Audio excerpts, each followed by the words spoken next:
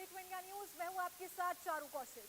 Middle east, जहां दशकों से ताकत, तेल और तनाव की राजनीति चलती रही है, अब वही इलाका एक नए नैरेटिव की तरफ बढ़ता दिख रहा है। सवाल उठ रहा है कि क्या आने वाले समय में ये क्षेत्र ग्रेटर इजराइल के नाम से जाना जाएगा। हालात तेजी से बदल रहे हैं। ईरान की क्षेत्रीय पकड़ कमजोर पड़ती नजर आ रही है। उसके प्रॉक्सी नेटवर्क दबाव में है और दूसरी तरफ इजराइल एक आक्रामक, आत्मविश्वासी शक्ति के रूप में उभर रहा है। इजराइल के प्रधानमंत्री बेंजामिन के बयान, कुछ धार्मिक व्याख्याएं और मौजूदा जियोपॉलिटिकल परिस्थितियां, इन सब को जोड़कर देखा जाए तो ग्रेटर इजराइल की चर्चा अब सिर्फ विचार नहीं बल्कि संभावित रणनीतिक दिशा के तौर पर सामने आ रही है। तो क्या वाकई ग्रेटर इजराइल सिर्फ एक धार्मिक अवधारणा है या इसे राजनीतिक एजेंडे में बदला जा रहा है? ये सवाल इसलिए जरूरी है क्योंकि अगर विचार नीति बनता है तो पूरे क्षेत्र की सीमाएं और समीकरण बदल सकते हैं। तो ग्रेटर इजराइल का 5 साल पुराना इतिहास क्या है, और अब आपको एक दिलचस्प वाकया बताते हैं। कुछ इस्लामी विद्वानों और हदीस की भविष्यवाणियों, स्कैटोलॉजी और एंड टाइम्स की व्याख्या करते हुए मौजूदा जियोपॉलिटिकल स्थितियों को उससे जोड़ते हैं। कुछ व्याख्याएं एक हदीस जो खैबर के दिन से संबंधित है उसका संदर्भ देते हैं, जहां यहूदियों ने मदीना के पास खैबर क्षेत्र में रहने का समझौता किया था, लेकिन बाद में उन्होंने उसे तोड़ दिया। यहूदी साम्राज्य की मदीना तक वापसी की महत्वाकांक्षा को इसी संदर्भ में देखा जाता है। फरात और नील नदी का जिक्र सहीह मुस्लिम 2839 की एक हदीस में भी किया गया है। इसमें सहयान, जयहान, फरात का भी जिक्र है। ये हदीस इन नदियों के पवित्र होने का जिक्र करती है, लेकिन सीधे तौर पर यही नहीं कहती कि इन पर इजराइल का अधिकार होगा। चूंकि ग्रेटर इजराइल की अवधारणा इन नदियों नील से फरात को अपनी सीमा मानती है और इसलिए कुछ विद्वान इसका संबंध ग्रेटर इजराइल से जोड़ते हैं। दावा तो यहां तक किया जाता है कि जैसे ही ग्रेटर इजराइल पूरा होगा वो अरब से जुड़ जाएगा और फिर से ईसा मसीह का जन्म होगा और फिर से यहूदियों का पतन। धार्मिक मान्यताएं जो भी कह रही है, लेकिन ग्रेटर इजराइल धीरे धीरे आकार ले रहा है। और अब जबकि ग्रेटर इजराइल को धार्मिक ग्रंथ से जोड़ने का सवाल मौलाना खोकब से किया गया, तो उनका बयान किसी और ही दिशा में चला गया। सुनिए। We are in historic days, days that will be written in the annals of Israel. In Operation Roaring Lion, our roar is growing and intensifying. We are pummeling the Islamic regime in Tehran. We are pummeling its emissaries, Hezbollah in Lebanon. There's unprecedented coordination between Israel and the U.S. and achieved substantial achievements that are changing the reality in the West Bank, in the Middle East and beyond. These achievements are increasing the status of Israel as a superpower more than ever. Through our power in opposition to the power of our enemies, this is what is ensuring our survival. Our threats come and go, but when we become a regional superpower, and in many respects a global superpower, we have the power to push away threats and ensure our future.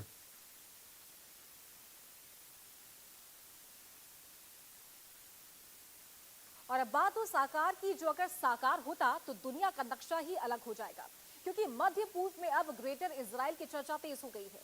ये अवधारणा केवल ऐतिहासिक या धार्मिक दृष्टि से नहीं बल्कि राजनीतिक और रणनीतिक महत्व के कारण भी सुर्खियों में है। ग्रेटर इजराइल का अनुमानित क्षेत्रफल लगभग 1.5 मिलियन वर्ग किलोमीटर के आसपास माना जाता है और इस क्षेत्र को नील नदी और यूफ्रेटिस नदी की भी भूमिका से जोड़ा जाता है और इसे धार्मिक ग्रंथों में भी उल्लेखनीय बताया गया है। इजरायली प्रधानमंत्री बेंजामिन नेतन्याहू बार बार इस क्षेत्र की संकल्पना को वास्तविकता में बदलने की बात करते हैं। राजनीतिक विशेषज्ञों का कहना है कि इस क्षेत्र के नियंत्रण का सपना सिर्फ इजराइल की रणनीति नहीं बल्कि पूरे मध्य पूर्व की शक्ति संरचना को बदल सकता है और जब तक ये योजना पूरी नहीं होती तब तक इसके आसपास के देशों में सुरक्षा और भू राजनीतिक तनाव लगातार बढ़ सकता है।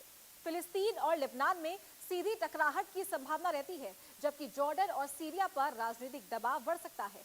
मिस्र और इराक को भी क्षेत्रीय संघर्षों और जल स्रोतों के नियंत्रण को लेकर चुनौती का सामना करना पड़ सकता है। वैश्विक विशेषज्ञ मानते हैं कि यदि ग्रेटर इजराइल का भूभाग विस्तारित होता है तो ये क्षेत्रीय शक्तियों के बीच प्रतिद्वंदिता को और तेज कर देगा। ये अवधारणा केवल जियोपॉलिटिकल रणनीति नहीं है, बल्कि धार्मिक विश्वासों और ऐतिहासिक दावों का भी मिश्रण है। तो आने वाले वर्षों में ये मध्य पूर्व का भू राजनीतिक नक्शा पूरी तरीके से बदल सकता है और इसे लेकर पूरी दुनिया की नजरें सतर्क बनी रही हैं। तो ईरान युद्ध के बीच ग्रेटर इजराइल की गूंज सुनाई दे रही है। फिलिस्तीन, जॉर्डन, सीरिया, लेबनान, इराक, मिस्र, इन देशों का जिक्र हो रहा है। ग्रेटर इजराइल को धार्मिक किताबों से जोड़ा जा रहा है। तो कुरान और हदीस में इसके उल्लेख का दावा किया जा रहा है। तो अब आपको ग्राफिक्स के जरिए समझाते हैं कि खबर क्या है। ईरान युद्ध के बीच ग्रेटर इजराइल की गूंज सुनाई दे रही है, साथ ही फिलिस्तीन, जॉर्डन, सीरिया, लेबनान, इराक, मिस्र का जो जिक्र है वो भी यहां पर हो रहा है।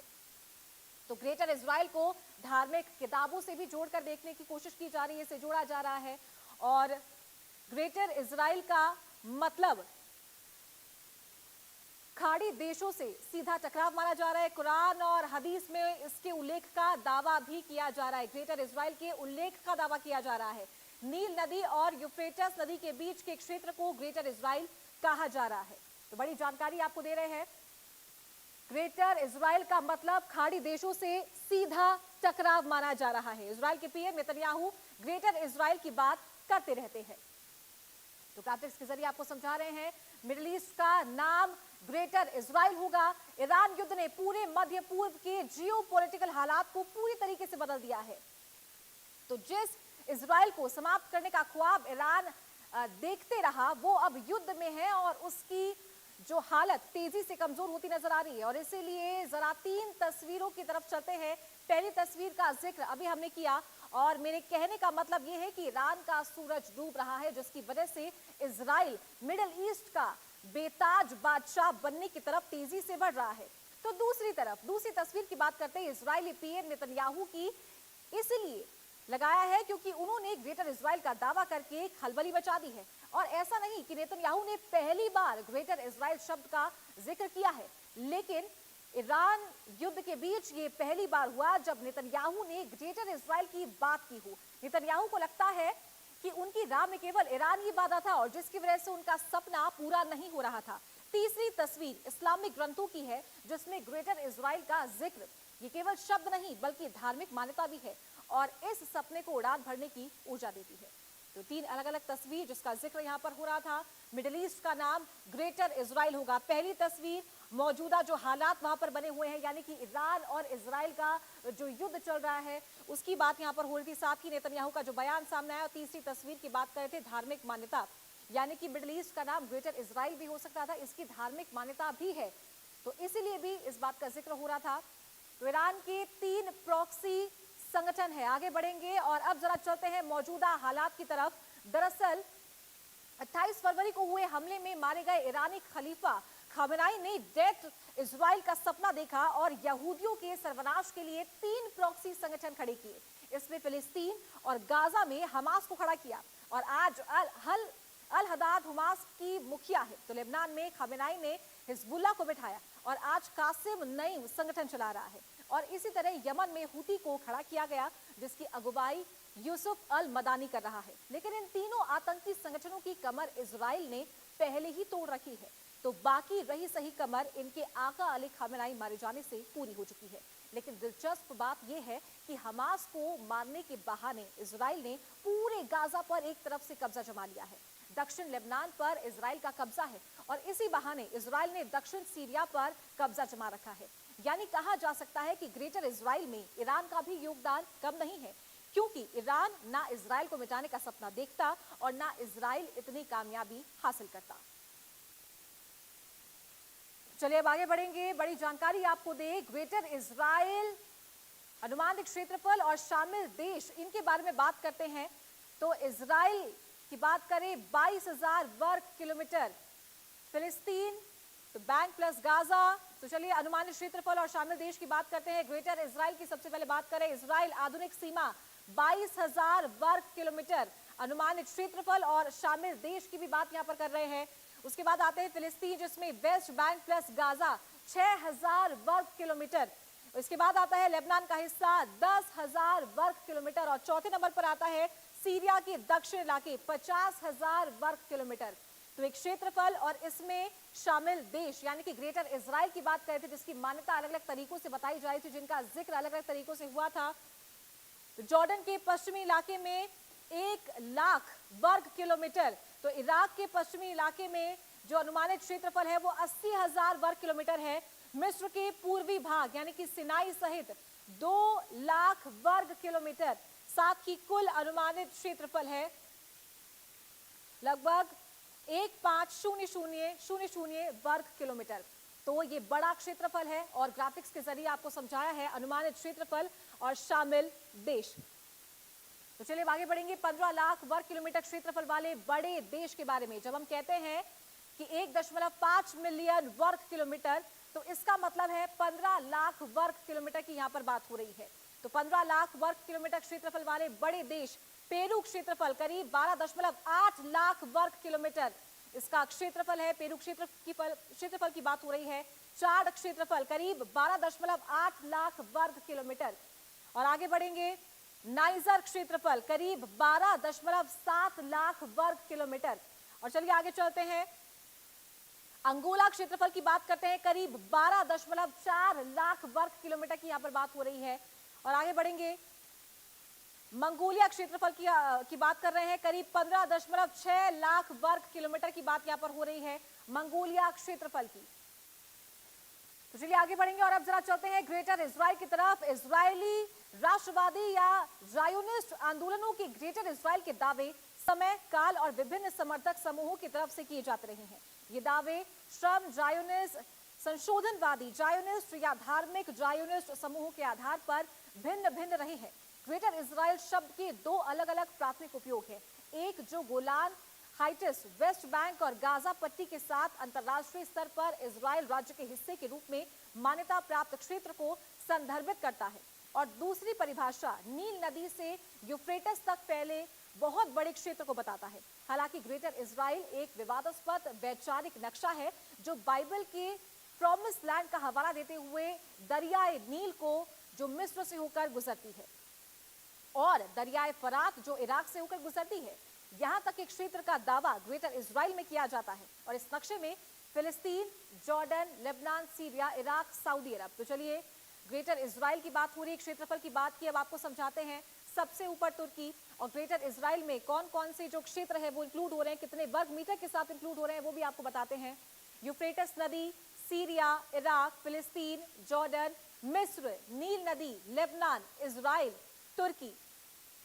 तो ये आपको ग्राफिक्स के जरिए समझा रहे हैं, मैप के जरिए आपको बता रहे हैं, क्योंकि ये मौजूदा मध्य वर्ग के देशों की संप्रभुता को चुनौती देता है। तो ग्राफिक्स के जरिए आपको बताया ग्रेटर इजराइल की यहाँ पर बात हो रही थी कि कौन कौन से जो इलाके हैं वो कितने क्षेत्रफल के साथ इस पूरे ग्रेटर इजराइल को बनाते हैं। चलिए ग्रेटर इजराइल, और ये रेड मार्क यहाँ पर पूरा हो रहा है, जिसमें नीचे सऊदी अरब, बीच में ग्रेटर इजराइल, और इसमें तमाम वो जो देश हैं क्षेत्रफल के साथ आते हैं उसकी यहाँ पर बात हो रही है। आधा हिस्सा यहाँ पर इराक का है, सीरिया को ये टच कर रहा है, इजिप्ट यहाँ से साइड में पड़ रहा है, और ये पूरा जो रेड मार्किंग है ये इसे ग्रेटर इजराइल बनाता है। यानी कि 15,00,000 वर्ग किलोमीटर जो इसका क्षेत्रफल है उसमें ग्रेटर इजराइल आता है, और इसमें तमाम जो देश हैं उसके बारे में भी आपको इससे पहले ग्राफिक्स के साथ आपको समझाया कि कितने क्षेत्रफल के साथ में कौन कौन से देश इसमें आते हैं। तो चलिए आगे बढ़ेंगे। तो ग्रेटर इजराइल की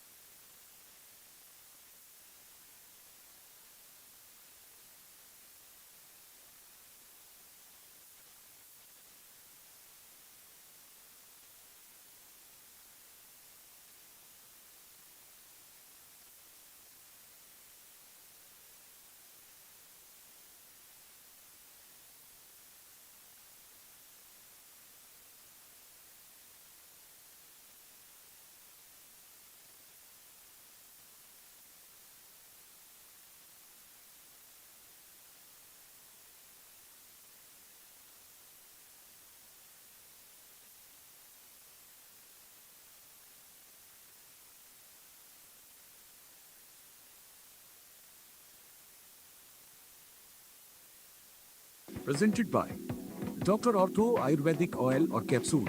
अब दर्द भी घुटने टेकेगा।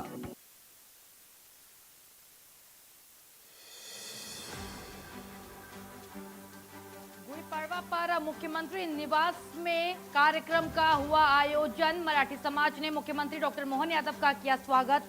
1 करोड़ 1 लाख रुपए की सम्मान राशि वाले सम्राट विक्रमादित्य अलंकरण की हुई शुरुआत।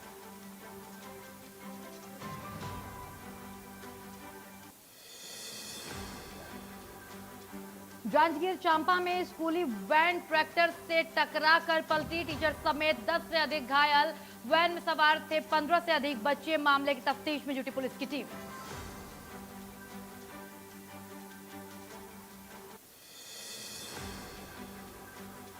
रायपुर में रामकृष्ण केयर हॉस्पिटल में बड़ा हादसा। गटर साफ करने उतरे 3 सफाई कर्मियों की हुई मौत। परिजनों ने लगाया लापरवाही का आरोप।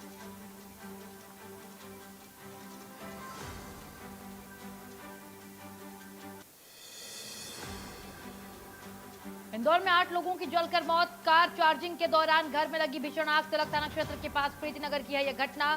8 लोगों की हुई है मौत।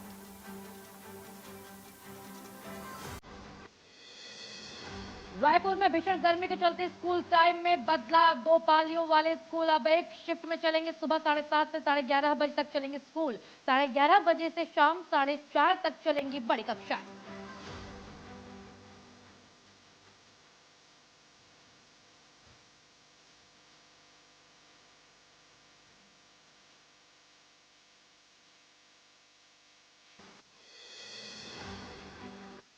नहीं पड़ गई थी जब इजराइल और अरब देशों के बीच में युद्ध हुआ। तो जिस स्वतंत्रता युद्ध या इजराइल की इंडिपेंडेंस वॉर को भी कहा जाता है, मध्य पूर्व के भू राजनीतिक नक्शे को बदलने वाला मील का पत्थर साबित हुआ। ये युद्ध फिलिस्तीन में यहूदियों और अरबों के बीच भूमि के नियंत्रण को लेकर छिड़ा। युद्ध की शुरुआत 14 मई 1948 को हुई, जब इजराइल ने स्वतंत्रता की घोषणा की और आसपास के अरब देशों मिस्र, सीरिया, लेबनान, इराक और जॉर्डन ने उस पर आक्रमण कर दिया। तो इस संघर्ष में इजरायली सेनाओं ने न केवल अपने सीमित क्षेत्र की रक्षा की, बल्कि कई अरब क्षेत्रों पर कब्जा कर ग्रेटर इजराइल की नींव रखी। इस युद्ध ने भू राजनीतिक दृष्टि से इजराइल को मजबूती दी और धार्मिक और ऐतिहासिक संदर्भों से इस विस्तार की ओर इसे आगे बढ़ाया। तो युद्ध के परिणाम स्वरूप लगभग 70,000 फिलिस्तीनी लोगों को पलायन करना पड़ा और इसके क्षेत्रीय तनाव के जटिल जाल को जन्म दिया गया। तो ग्रेटर इजराइल की कल्पना उस समय से उभर रही थी, जो नील नदी से लेकर यूफ्रेटिस नदी तक के क्षेत्र को शामिल करने की बात करती है। 1948 का युद्ध केवल एक सैन्य संघर्ष नहीं था, बल्कि ये एक नई राजनीतिक और धार्मिक पहचान बनाने का कदम भी था। तो इसे मध्य पूर्व के भविष्य के लिए निर्णायक क्षण माना जाता है, क्योंकि इसने यहूदियों के राज्य की सीमाओं को स्थायी रूप से स्थापित किया और पड़ोसी अरब देशों के साथ लंबे समय तक संघर्ष की नींव रखी। आज भी 1948 का युद्ध ग्रेटर इजराइल की वैचारिक नींव के रूप में देखा जाता है और ये क्षेत्रीय राजनीति और वैश्विक कूटनीति में महत्वपूर्ण भूमिका निभाता है। तो चलिए अब आगे बढ़ेंगे। 1948 का इजराइल युद्ध में क्या हुआ? तो मिस्र ने दक्षिणी सीमा से आक्रमण किया। सीरिया ने उत्तर पूर्वी सीमाओं पर सेना तैनात की थी।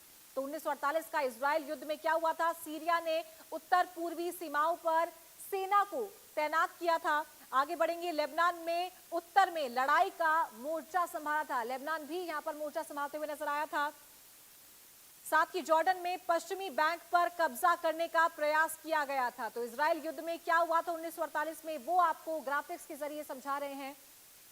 तो जॉर्डन ने पश्चिमी बैंक पर कब्जा करने की कोशिश की। इराक के मध्य पूर्वी मोर्चे पर सेनाएं भेजी गई थी। साथ ही आगे बढ़ेंगे, जानकारी आपको दें, इराक ने मध्य पूर्वी मोर्चे पर सेनाएं भेजी। सऊदी अरब ने पैरामिलिट्री समर्थन दिया था। तो सऊदी अरब ने भी पैरामिलिट्री समर्थन दिया था। कुवैत ने वित्तीय और सैन्य सहायता दी थी। 1948 का इजराइल युद्ध में क्या हुआ? फिलिस्तीनी अरब मिलिशिया स्थानीय प्रतिरोध में सक्रिय थी। ट्यूनीशिया और अल्जीरिया ने सहायक सेनाएं भेजी थी 1948 में। तो संयुक्त अरब सेना ने अरब लीग के तहत सहयोग किया था। 1948 की बात हो रही है, लेकिन अस्तित्व की लड़ाई लड़ रहा इजराइल जीत गया था।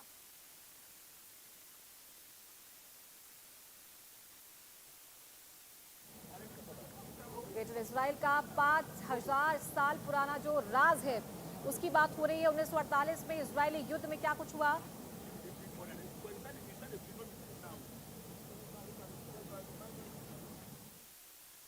और अब आपको हम ईरान के साथ जंग से दुनिया की 10 बड़े असर क्या है, दुनिया किन चुनौतियों से जूझ रही है, वो एक रिपोर्ट के जरिए दिखा रहे हैं।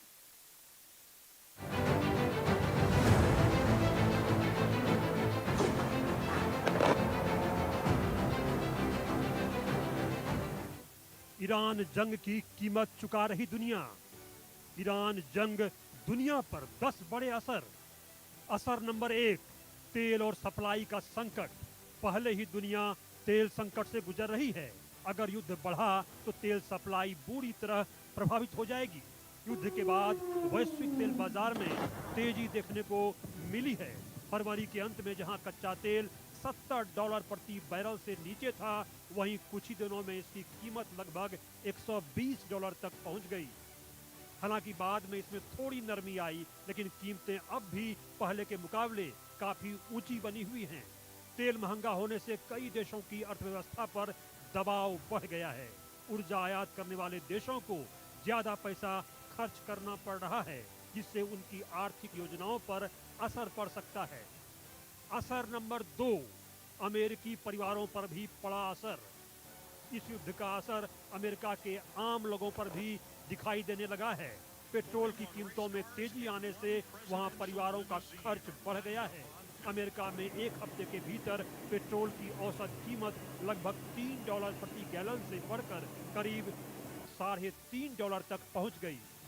विशेषज्ञों का अनुमान है कि अगर तेल की कीमतें लंबे समय तक $100 के आसपास रहती हैं, तो एक औसत अमेरिकी परिवार को हर साल सैकड़ों डॉलर अतिरिक्त खर्च करने पड़ेंगे। इससे लोगों की बचत और अन्य खर्चों पर भी असर पड़ सकता है।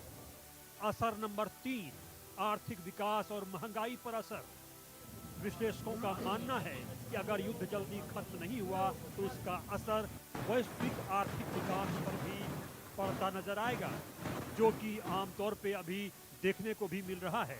कुछ आकलनों के अनुसार अमेरिका की आर्थिक वृद्धि दर आने वाले समय में धीमी पड़ जाएगी। साथ ही महंगाई भी बढ़ने की आशंका गहरा चुकी है। महंगे तेल और गैस के कारण केंद्रीय बैंकों के सामने बड़ी चुनौती खड़ी हो जाएगी, क्योंकि उन्हें महंगाई नियंत्रित करने और आर्थिक विकास को बनाए रखने के बीच संतुलन बनाने के लिए जद्दोजहद करनी पड़ेगी। इससे ब्याज दरों में कटौती की योजनाएं भी टल सकती हैं। असर नंबर 4, खाद्य आपूर्ति संकट से बढ़ेगी खाद्य महंगाई। युद्ध का असर सिर्फ ऊर्जा तक सीमित नहीं है।